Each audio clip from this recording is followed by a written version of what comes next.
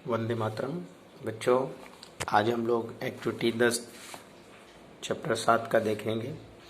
Activity 10 करने से पहले आज मैं आप लोगों को प्रेजेंट टेंस, पास्ट टेंस और फ्यूचर टेंस के बारे में थोड़ा सा जानकारी देना चाहता हूँ।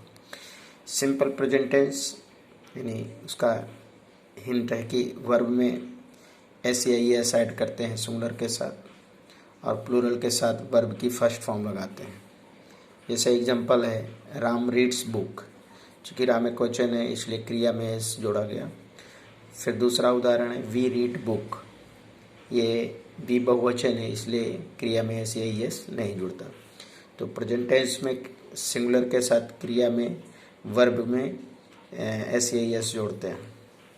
सिंगुलर कौन कौन से होते हैं? ही, सी, इट, वह एक नाम, ये सिंगुलर होते हैं और इनके साथ वर्ब में एस या ई एस जोड़ते हैं।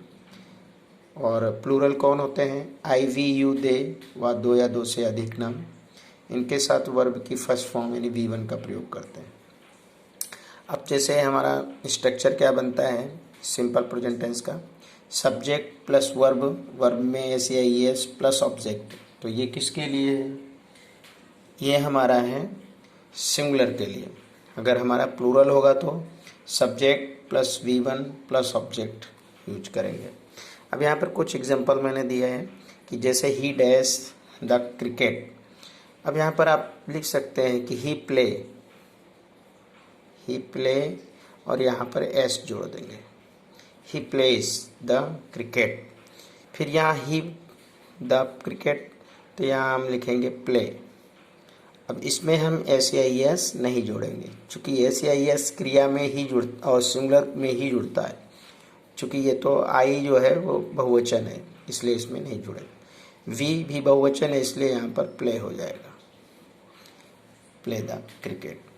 अब हम पास्ट टेंस देखेंगे। सिंपल पास्ट टेंस, पास्ट यानी बीता हुआ समय यानी भूतकाल। हिंट्स है इसमें सेकेंड फॉर्म का यूज करते हैं वर्ब की। एग्जाम्पल है जैसे राम रोट अ लेटर, यहाँ जो रोट है वो सेकेंड फॉर्म को दर्शाता है, जो कि राइट, WRITE राइट का सेकेंड रूप है रोट।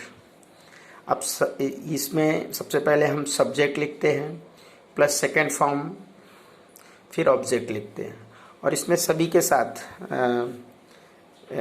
क्रिया की सेकेंड फॉर्म यूज की जाती है। सिंगुलर कौन है? ही, सी, इट और कोई एक नाम। प्लूरल कौन है? आई, वी, यू, दे या दो से अधिक नाम। वर्ब की V2 यानी वर्ब की सेकंड फॉर्म का यूज करते हैं। जैसे यहाँ पर एग्जांपल देखेंगे आई डैश द क्रिकेट, तो यहाँ played cricket. I come back home at 5:30 PM, तो यहाँ केम आया, आई केम, यानी यहाँ पर हम I came back at home at 5:30 PM। I took dinner with my family, यहाँ पे सभी के साथ, चाहे वो सिंगुलर हो या प्लूरल हो, सभी के साथ क्रिया की सेकंड फॉर्म लगाते हैं। देखिए यहाँ सचिन डैश टी, तो ड्रिंक फर्स्ट फॉर्म होता है, सेकंड फॉर्म होता है ड्रैंक। तो जहाँ पे सेकंड फॉर्म लगा यानी कि वो पास्ट टेंस आया है, सिंपल पास्ट। रीना सैंग सॉन्ग, तो ये हमारा पास्ट टेंस है। हम कैसे पहचानेंगे कि हमारा सिंपल पास्ट है? क्रिया की सेकेंड फॉर्म यूज हुई हो वो हमारा पास्ट टेंस होता है। अब हम यहाँ फ्यूचर टेंस देखेंगे। फ्यूचर यानी सिंपल फ्यूचर टेंस, इसका स्ट्रक्चर है कि shall, will plus base form verb. अब इसमें सबसे पहले सब्जेक्ट, फिर शैल या will plus verb plus object का यूज होता है।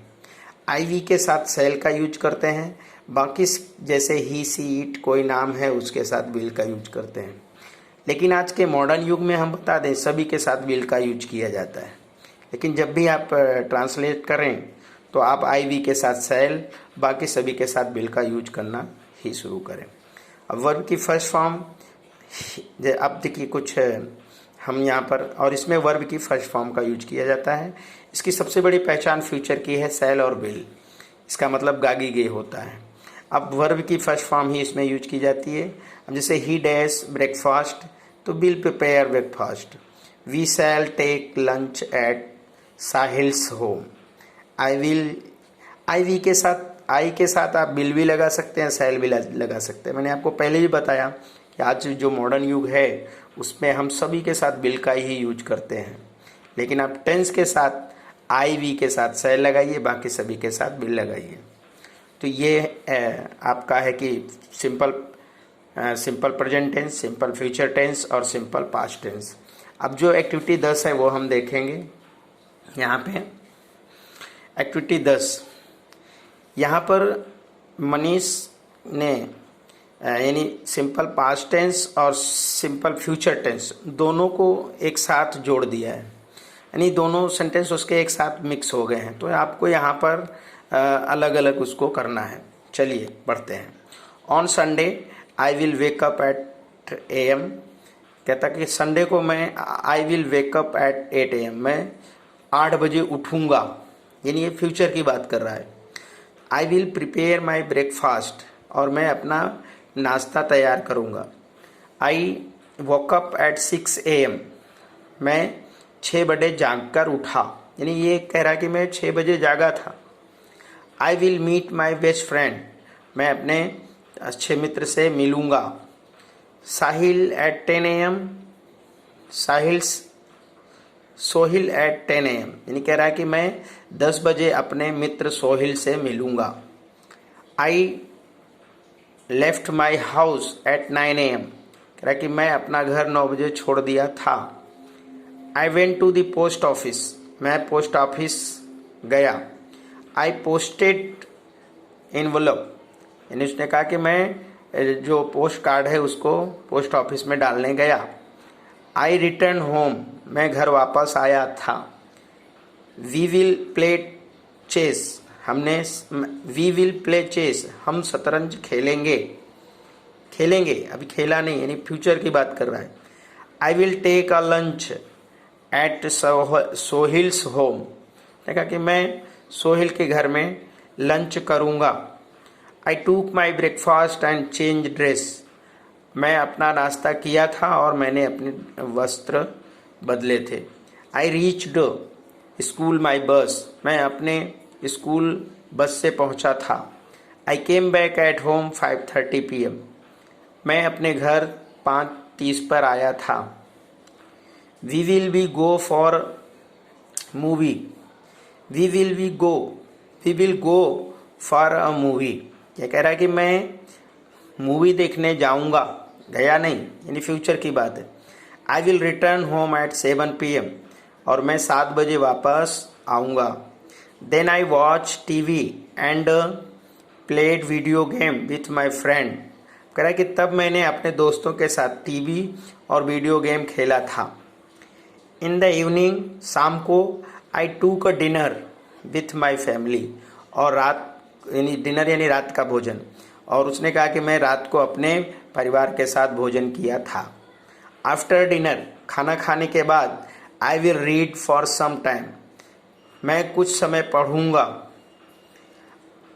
आई went to bed at 10 AM, और मैं 10 बजे बिस्तरा पर गया, यानी मैं 10 बजे सोने गया।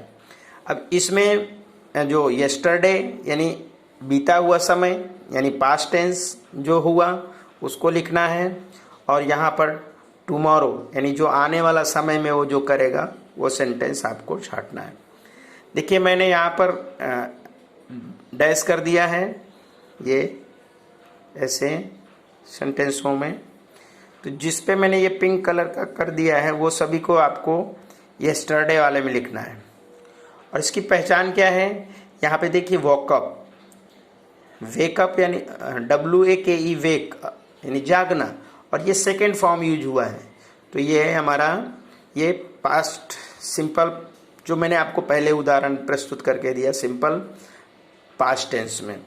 उसके बाद आई came, I took, then I watched, in the evening I took with my family, I went to bed.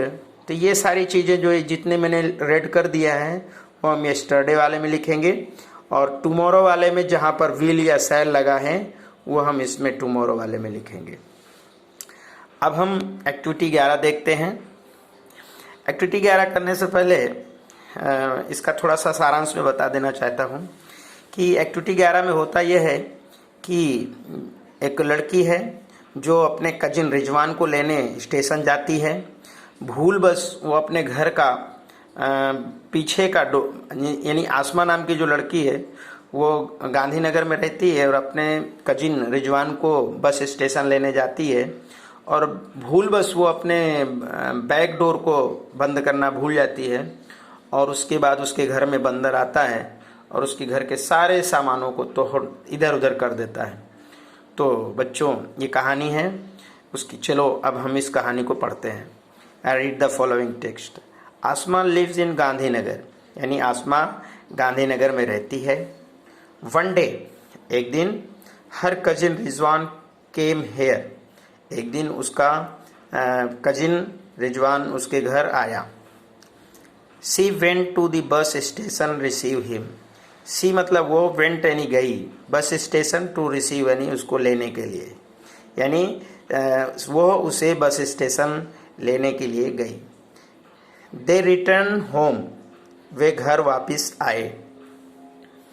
Asma open the door, आसमा ने, ओपन यानी खोलना, द डोर यानी दरवाजा, आसमा ने दरवाजा खोला। एंड आसमा, रिजवान, आओ आओ, welcome. Oh, what do I see. Asma कहती है कि रिजवान आइए, स्वागत है आपका। कहती व्हाट डू आई सी, मैं क्या देख रहा हूँ। रिजवान कहता है व्हाट इज दिस, ये क्या है। इज दिस योर हाउस आसमा, क्या ये तुम्हारा घर है आसमा। आसमा कहती है यस, हाँ, unfortunately it is my house, जी दुर्भाग्यपूर्ण बस ये मेरा ही घर है। रिजवान कहता है but you can't arrange think like this, लेकिन आप इन सब चीज़ों को ऐसे कभी अरेंज नहीं करती हो, ऐसे नहीं रखती हो। Only a monkey can do it, सिर्फ इस तरह तो सिर्फ एक बंदर ही ऐसा कर सकता है जो ये सामान इधर उधर बिखरे पड़े हैं। आसमा कहती है ओ माई गॉड, अरे भगवान। The back door was not close, कहती है कि पीछे का दरवाजा बंद नहीं किया था। I forget to close it, तो मैं इसे बंद करना भूल गई। रिजवान कहता है ओ डियर, ओ मित्र, look there on the tree, उस पेड़ की तरफ देखो।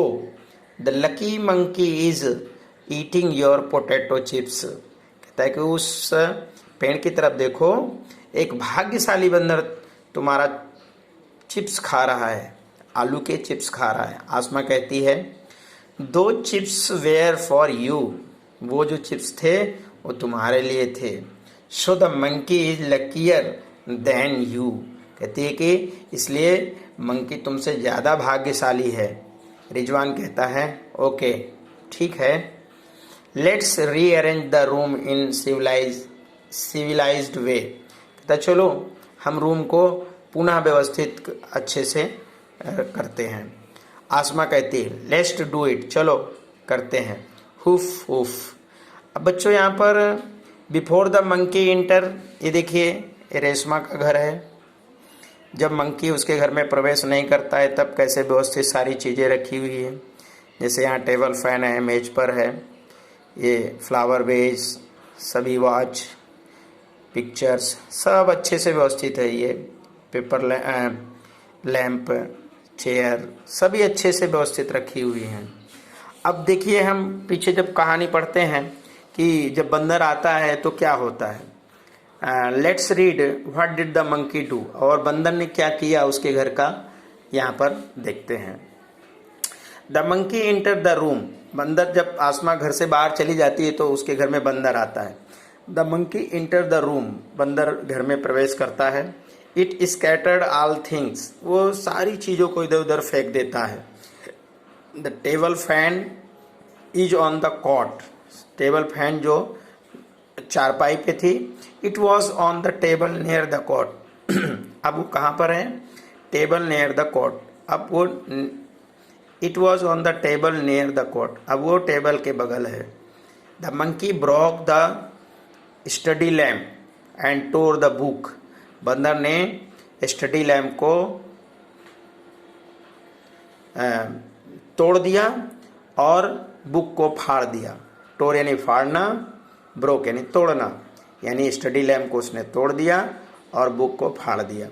द मंकी टूक out shoes from the shoe stand, बंदर ने जूतों को इस शू स्टैंड से हटा दिया। एंड थ्रू देम आउट, और उन्हें बाहर फेंक दिया।